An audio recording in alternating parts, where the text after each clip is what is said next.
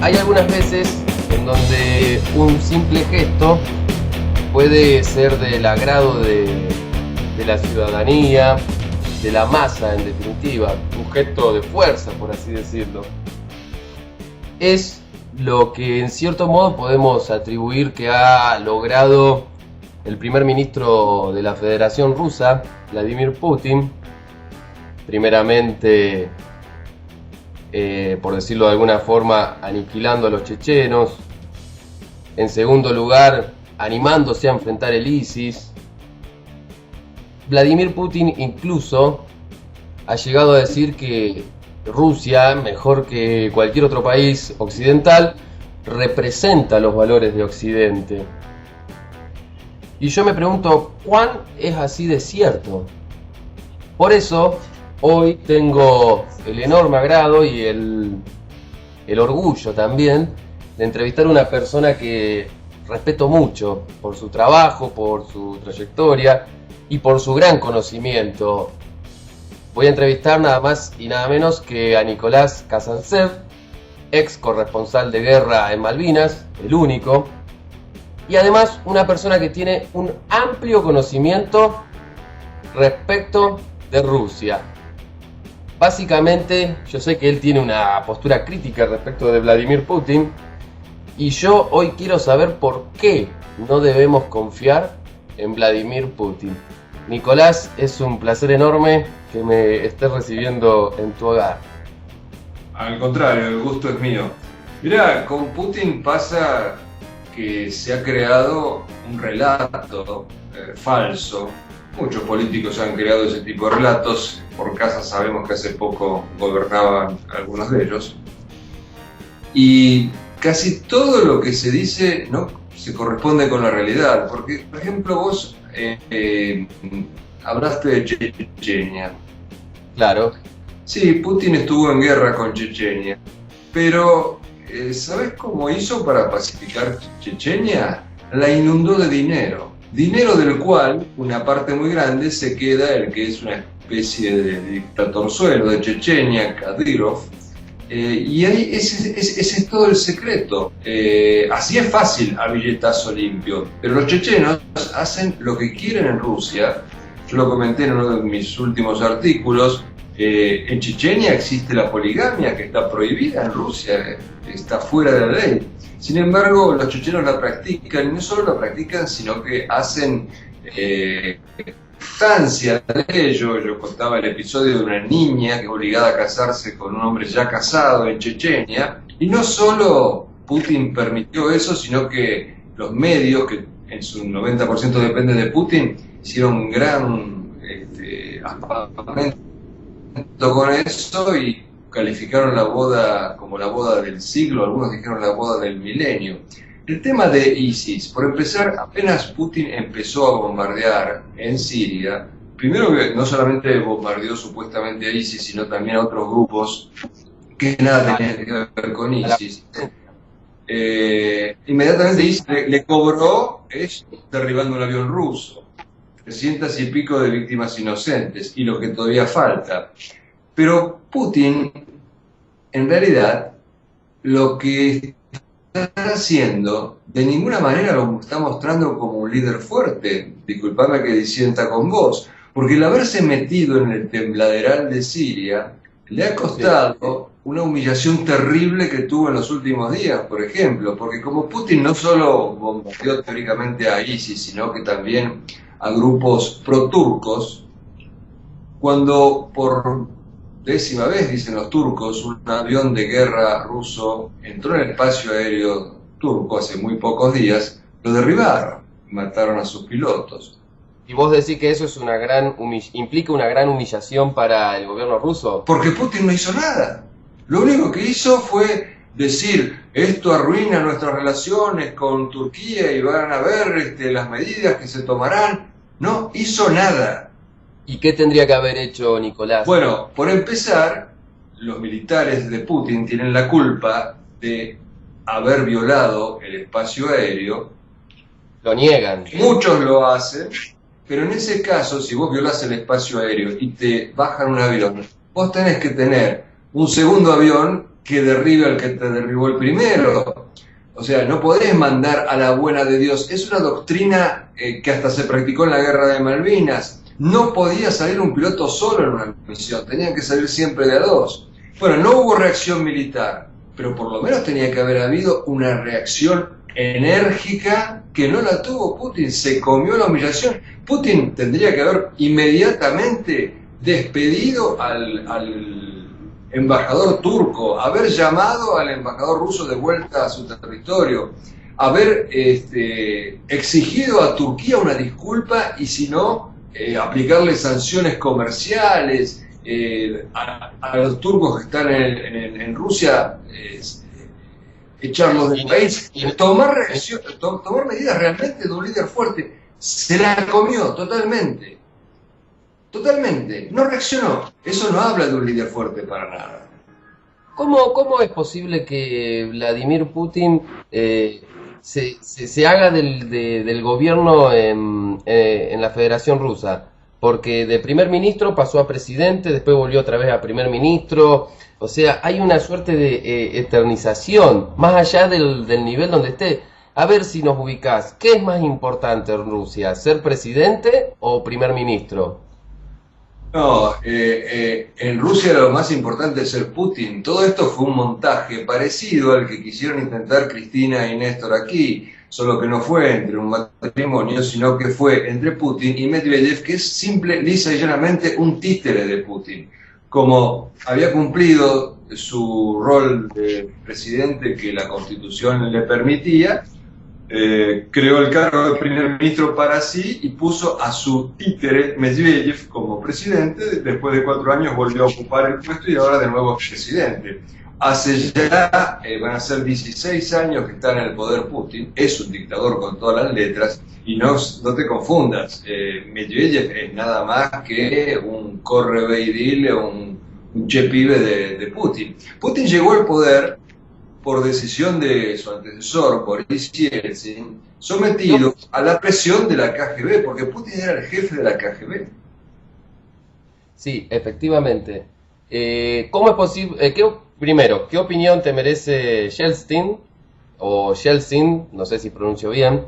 ¿Y cómo es posible que Yeltsin haya posibilitado el advenimiento de un líder de la KGB?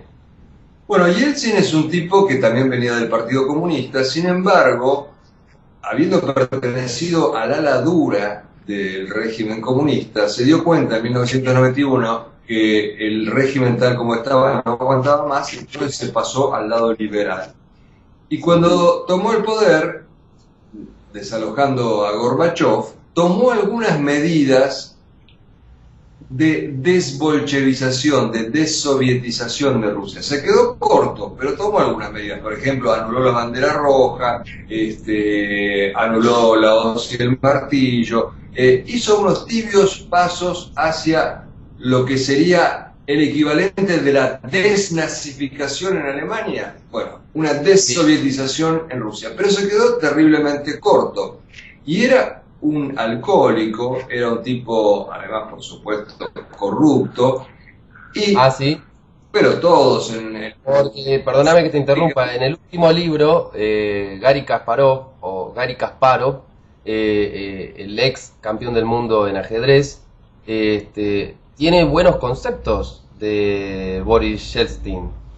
Bueno, por esta inclinación hacia el liberalismo que tibiamente manifestó, pero no tenemos que olvidar que Boris Yeltsin estuvo en el desarmado de Rusia como nación, porque la Unión Soviética era heredera del Imperio Ruso en cuanto a territorio. Y cuando, al sentir la debilidad del gobierno central, distintas regiones empezaron a declarar su independencia, Yeltsin no tuvo mejor idea que declarar la independencia de Rusia. O sea, suponete, Mendoza declara su independencia, Córdoba declara su independencia, y entonces en vez de el gobierno central luchar contra esto y mantener la unidad territorial, lo que hace es declarar la independencia del resto del país. Eso fue el desmembramiento del país. Por eso Putin en un primer momento hasta tuvo la ayuda de anticomunistas como el escritor Solzhenitsyn. Pero Yeltsin en realidad fue una figura que los patriotas rusos lo odian justamente por esto de que Rusia no solo se achicó, sino que no protegió a los rusos que quedaron en entidades independientes, soberanas, que los empezaron a tratar como extranjeros. Por ejemplo, en Ucrania, que siempre fue tierra rusa, quedaron 12 millones de rusos y de la noche a la mañana ya no eran considerados nacionales del lugar, sino extranjeros. Sino ucranianos. No, eran rusos en Ucrania, entonces eran extranjeros. Y así pasó en muchas de estas formaciones nuevas. Así que Yeltsin de ninguna manera fue un gobernante positivo, pero por lo menos hizo un tibio intento de romper con la tradición soviética. Y todo lo que Yeltsin desarmó en ese sentido, Putin lo volvió a armar, porque Putin tiene una mentalidad comunista. Lo dijo... Él es comunista. O sea, todos ellos fueron comunistas o miembros del Komsomol, de la Juventud Comunista. Es decir, comunista hoy no tiene mucho sentido, pero lo más exacto sería decir soviético. Tiene una mentalidad soviética, tiene una mentalidad pro-bolchevique. Puso de nuevo el himno stalinista y está marcado. Lo más curioso es que el himno stalinista fue escrito por un escritor que se llama Mikhalkov, que es el padre de un famoso director de cine ruso, Nikita Mikhalkov. Bueno, el padre era poeta y escribió el texto del himno stalinista. ¿Qué hizo Putin? Estaba vivo el hombre todavía, acomodaticio, panqueque, y le escribió otra letra distinta a la misma música, a la música del himno que se tocaba durante el gobierno de Stalin. Y está embarcado Putin en un proceso de resovietización en todos los órdenes, porque su alma es soviética y viene de la KGB, que es la gran organización delictiva que apuntaló siempre con el terror al régimen comunista. Y el mismo Putin dijo en una entrevista, no existen los ex agentes de la KGB. Uno es agente de la KGB para siempre. Y él rellenó hasta el cansancio todos los puestos de gobierno con ex agentes de la KGB o con agentes de la KGB que eran sus camaradas. La KGB es la Gestapo soviética y es la que gobierna hoy al país. Y es la que también ejecuta a los enemigos de Putin fuera del país. Hay muchos casos muy resonantes. Sí, es decir, son como 4 o 5 casos resonantes. ¿Efectivamente se le atribuyen esos crímenes desde la periodista, bueno, a ver, seguramente vos sabrás pronunciar bien el apellido de la señora en cuestión? Ana Politkovskaya. Claro, efectivamente todos estos crímenes que han sido resonantes y de los que ha hablado todo el mundo, ¿se le pueden atribuir al gobierno de Putin? Así como se le atribuye al gobierno kirchnerista el caso de Nisman. Absolutamente, absolutamente, porque Putin es un dictador, nada pasa en Rusia sin su visto bueno, y da la casualidad de que todos los muertos, entre los cuales hay 14 periodistas, eran todos opositores opositores al régimen o estaban desnudando casos de corrupción del régimen. ¿Qué opinás? Sí.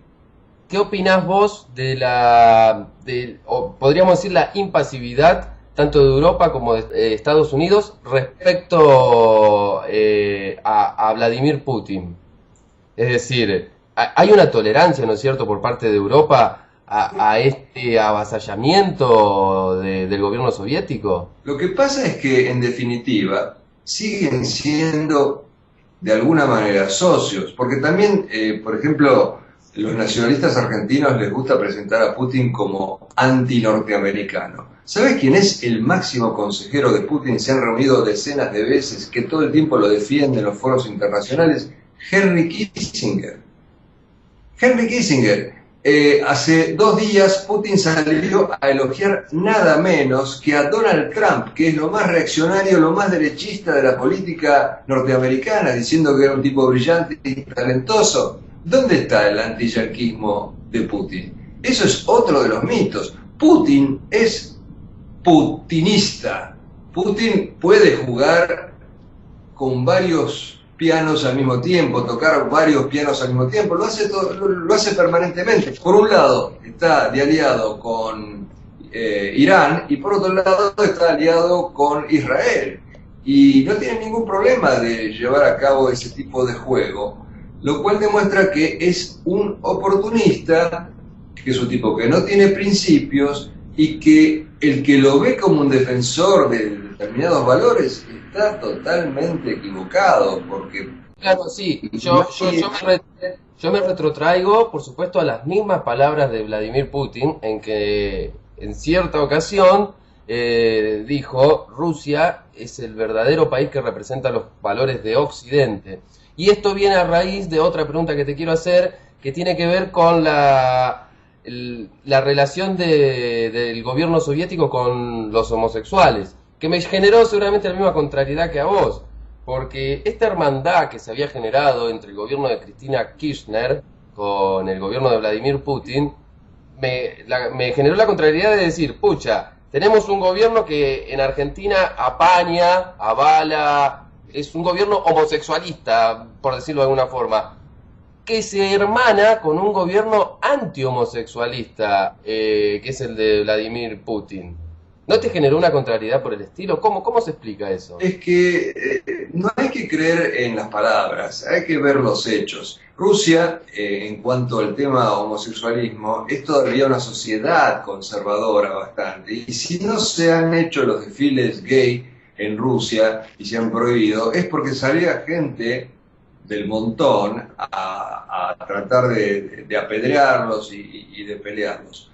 Pero además hay una cuestión de que en Rusia, todos los países totalitarios, pasó en Cuba, también pasó en la Alemania nazi, los homosexuales fueron penalmente perseguidos. Ahora bien, esa tradición de alguna manera la hereda Putin, pero con formas nuevas, pero la utiliza justamente para demostrar que él está a favor de ciertos valores cristianos y saca una ley donde prohíbe la propaganda homosexual, lo cual es un contrasentido porque vos con propaganda no podés convertir a nadie en homosexual. Esto es un absurdo total. Quedó como que él defendía los valores de la familia cuando es imposible convencer a alguien. Vos convencés a un homosexual que se convierta en heterosexual. No lo vas a conseguir nunca. Si la propaganda sexual tuviera algún tipo de efecto, con toda la propaganda de liberación sexual que hubo en los últimos 50 años en Occidente, todos los homosexuales deberían haberse convertido en heterosexuales, y eso no pasó. Entonces es una más de estas banderas totalmente falsas que Putin esgrime para confundir, y una de las promotoras más importantes, una diputada que suele ser una vocero no oficial de Putin, de este supuesto avance contra los homosexuales, es al mismo tiempo la persona que salió a justificar la monogamia, porque en Rusia Putin hasta permitió una polémica donde se consideraba la posibilidad de legalizar en toda Rusia la poligamia. Así que ¿de qué valores tradicionales nos viene a hablar la propaganda de Putin? Bueno, pero entonces todavía digo, no se legalizó la poligamia en Rusia. Pero de hecho existe, y hasta existe en Moscú, ¿no? Pero ya el solo hecho de que se debata está prohibida por ley. O sea, en ningún país del mundo, excepto los musulmanes, se tolera la poligamia, y Rusia supuestamente es un país occidental, es un país con una iglesia cristiana. A Putin no le interesan los valores, lo único que le interesa es mantenerse en el poder. Putin no es un patriota ruso, no defiende ningún valor, quiere estar en el poder. Y quiere llenarse de dinero como se ha llenado. Es el hombre más rico del mundo. No es Bill Gates, no es el mexicano Slim, es Vladimir Putin. Esto se ha publicado largamente en distintos medios occidentales. Inclusive ha muerto gente por publicar la enorme fortuna que tiene Putin. Hace un año fue asesinado a pocos metros del Kremlin cuando caminaba con su novia, un político de nombre Boris Nemtsov, que sacó un informe que se llama Putin: corrupción, donde enumeraba las ingentes riquezas que posee el mandatario ruso, coincidentemente con un estudio que hizo un financista norteamericano donde decía que la fortuna de Putin era de 200.000 millones de dólares, cuando la de ¿Más rico de Siria? son 60, 70 mil millones de dólares. Increíble. Al lado de la Iglesia Ortodoxa, ¿cómo se ubica la Iglesia Católica en Rusia? Perdón, ¿cuán efectiva es la Iglesia Ortodoxa hoy en Rusia, después del comunismo? Lo que pasa es que en las primeras décadas del comunismo, los fieles fueron literalmente liquidados. Las iglesias se dinamitaban, los fieles eran fusilados o mandados a campos de concentración. A sangre y fuego arrasaron con los cristianos rusos. Hubo muchísimos mártires de la fe por ese motivo. Pero ¿qué pasó? Pasó que cuando Alemania invade la Unión Soviética en 1941, se rendían los soldados rusos de a centenares de miles. Hubo ocasiones en que de repente, por ejemplo, cerca de Kiev se rindió una cantidad impresionante de 600.000 rusos. Eso no había pasado nunca en la historia de Rusia. La gente no quería defender el régimen dictatorial. Entonces Stalin, el dictador, que no era para nada tonto, ¿qué hizo? Decidió tratar de ensillar el sentimiento patriótico y religioso ruso.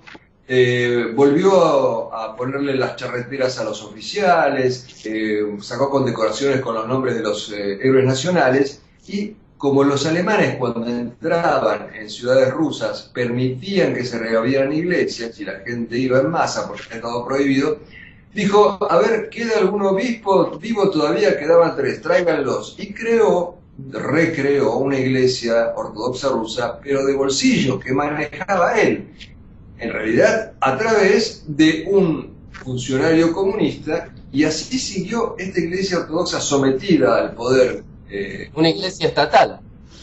No solo estatal, una iglesia de la KGB, lisa y llanamente. Por ejemplo, los curas tenían la obligación de delatar a los que iban a misa.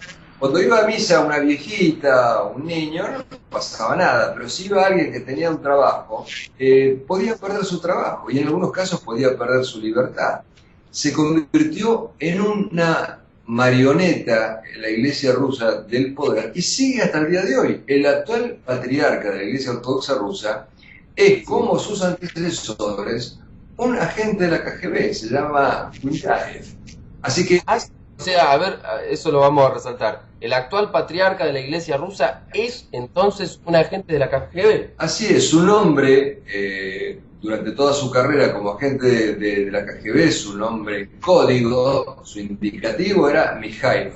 Como lo fue el anterior, Alexis II, y como lo fueron todos los que lo antecedieron, porque Stalin no es que se volvió religioso durante la Segunda Guerra Mundial, trató de ensillar ese sentimiento ruso religioso, pero sin perder para nada el control de esa institución.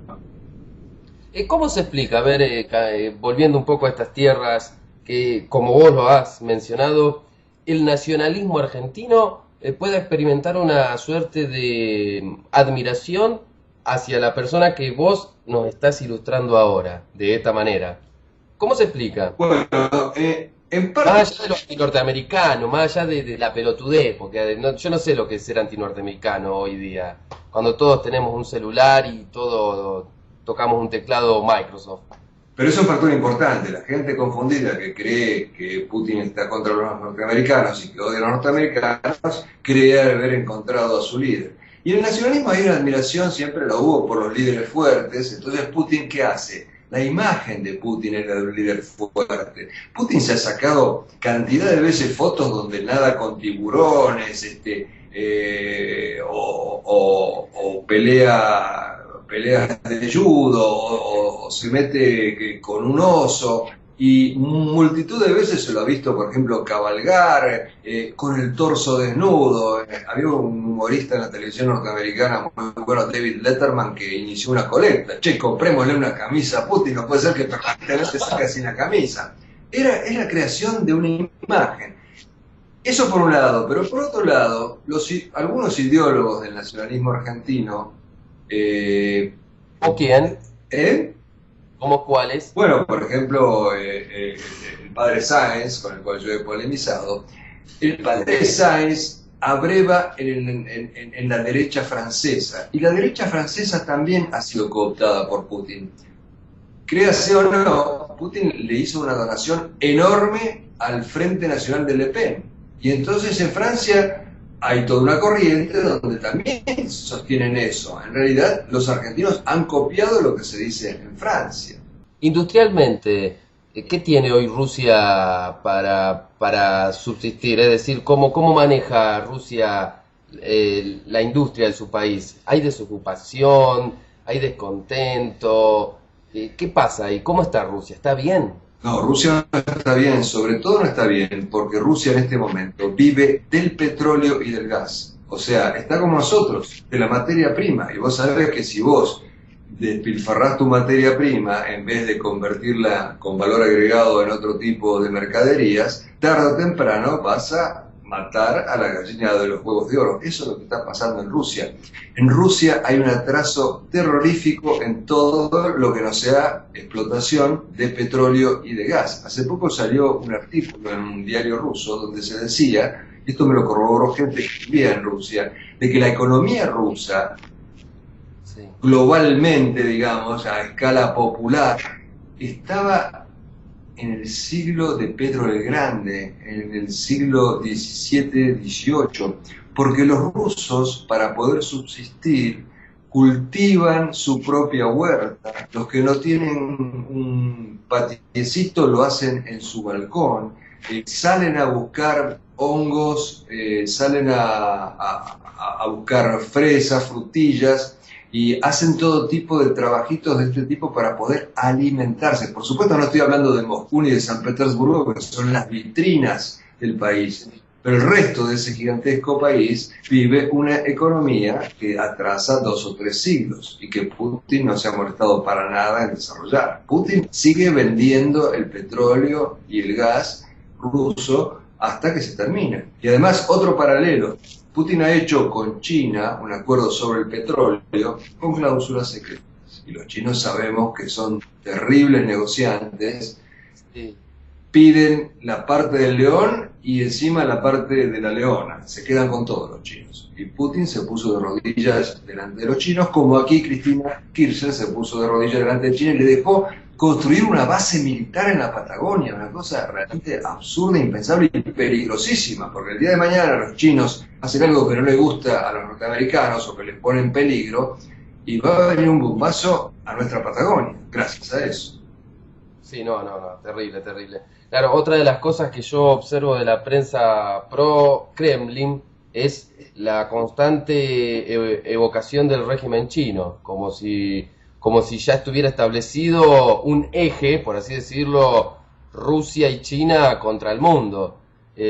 China está mucho mejor, ¿no es cierto?, que Rusia en materia de industria y economía. No, Putin es de alguna manera, con este acuerdo secreto sobre todo, un vasallo de China, no cabe ninguna duda. Impresionante. Me gustaría preguntarte, Nicolás, ya que llegué a vos, ¿cómo se explica de dónde viene toda esa preocupación tuya, todo ese conocimiento tan exhaustivo respecto de Rusia? Bueno, como mi apellido lo dice, yo soy de origen ruso. Yo no nací en Rusia, nací en Austria, pero de padres rusos. Pero eran exiliados políticos. No son los exiliados económicos que están buscando un país donde prosperar, sino que habían huido del comunismo, habían combatido contra el comunismo. Y los exiliados políticos, a sus hijos, les enseñan el idioma, las costumbres, porque creen que algún día van a volver. Bueno, mis abuelos y mis padres nunca volvieron, pero me dieron el acceso al idioma y a la cultura rusa.